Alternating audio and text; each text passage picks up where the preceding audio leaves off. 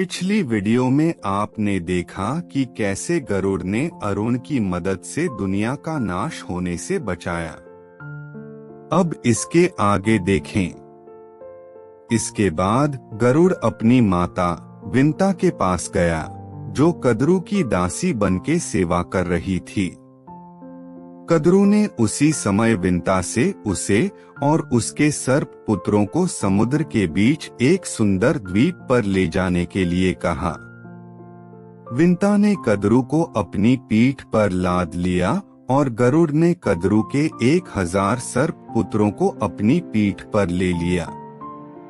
फिर गरुड़ और विंता अपनी अपनी सवारी को लेके समुद्र के उस सुंदर द्वीप की तरफ चल पड़े। रास्ते में गरुड़ को गुस्सा आ रहा था।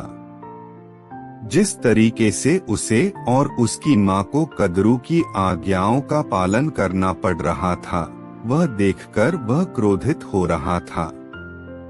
क्रोधित होकर वह आकाश में काफी ऊंचाई तक चला गया। उसके पीठ पर बैठे सांपों को सूर्य की गर्मी महसूस हो रही थी। जैसे जैसे गरुड़ ऊंचा उड़ता गया, वैसे वैसे सांपों की तकलीफ बढ़ती जा रही थी। अत्यधिक गर्मी के कारण वह बेहोश भी हो रहे थे। कद्रू ने देखा कि गर्मी उसके बेटों को झुलसा रही है। यह देखकर उसने इंद्र की प्रशंसा करना शुरू कर दिया। उसकी प्रार्थनाओं से प्रसन्न होकर इंद्र ने बादलों को भारी बारिश करने का आदेश दिया। आसमान में काले बादल छा गए और भयंकर बारिश शुरू हो गई। फिर सांपों को गर्मी से राहत मिली और वे अपनी माँ के पास सुरक्षित तरीके से उस द्वीप पर पहुँच गए। वह द्वीप बड़ा ही सुंदर था। वह कई महलों, बगीचों, झीलों और पेड़ों से भरा हुआ था। वहाँ के पेड़ फलों और फूलों से लदे हुए थे।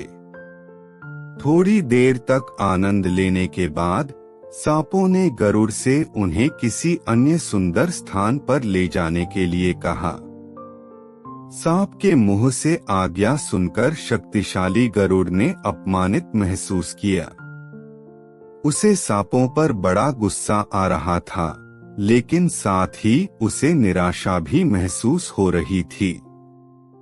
फिर गरुड़ निराश होकर अपनी माँ के पास चला गया और उससे उसने पूछा, माँ, हमें सांपों और कद्रू के आदेशों को मानने की क्यों जरूरत है? बेटे, क्योंकि मैं कद्रू की गुलाम हूँ। कुछ सालों पहले मैंने उससे एक शर्त लगाई थी, जो मैं धोखे से हार गई थी। उसके बाद से गुलामी का यह दुर्भाग्य मुझ पर गिर गया है, विंता ने जवाब दिया। गरुड़ अपनी माँ की दुर्दशा देखकर व्यथित हो गया। माँ को किसी भी हालत में गुलामी से मुक्त करने का फैसला उसने कर लिया। फिर वह अपने सर्प भाइयों के पास गया और उनसे पूछा, भाइयों, मैं आपके लिए क्या कर सकता हूँ ताकि आप मेरी माँ को अपनी दास्यता से मुक्त कर दोगे? सांपों ने आपस में चर्चा की और गरुड़ को अपनी मांग प्रस्तुत की। उन्होंने कहा, हे गरुड़, अगर तुम अपनी माँ को हमारी दास्यता से मुक्त करना चाहते हो तो तुम्हें हमारे लिए स्वर्ग से अमृत लाना पड़ेगा। ठीक है, मैं तुम्हारे लिए अमृत लेके आऊंगा। गरुड़ ने उत्तर दिया। अपनी माँ को गुलामी से मुक्त करने के लिए गरुड़ ने युद्ध में देवताओं को हराने और अमृत छीनने का फैसला किया।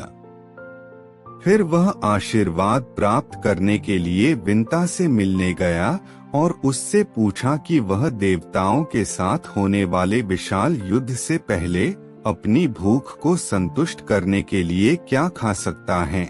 विंता ने गरुड़ को भोजन के संभावित स्रोतों के बारे में निर्देश दिया। वह जानती थी कि उसका बेटा बेहद शक्तिशाली है और उसे पूरा यकीन था कि गरुड़ युद्ध में अवश्य जीतेगा। उसने फिर गरुड़ को विजयी भव बोलकर विजयी होने का आशीर्वाद दिया। विंता से आशीर्वाद लेने के बाद गरुड़ उसने बताए हुए भोजन के संभावित स्रोतों की ओर चल गया। विंता ने बताया हुआ भोजन खाने के बाद भी उसकी भूख शांत नहीं हुई। फिर गरुड़ अपने पिता के पास आशीर्वाद लेने के लिए गया और उसने कश्यप ऋषि से कहा, पिताजी, मैं माँ को दास्यता से मुक्त करने के लिए स्वर्ग से अमृत लाने जा रहा हूँ। मुझे इस महान युद्ध के पहले उचित भोजन चाहिए जो मुझे युद्ध करने के लिए पर्याप्त ऊर्जा प्रदान करे। मुझे माँ के निर्देश के अनुसार भोजन तो मिला था, लेकिन फिर भी मुझे भूख लगी है। कृपया मुझे भोजन का ऐसा स्रोत बताइए जिससे मेरी भूख शांत हो। इसके आगे जानने के लिए नेक्स्ट वीडियो में देखें।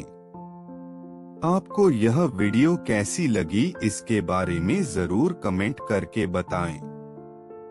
Like, subscribe and bell icon जरूर प्रेस करें। धन्यवाद।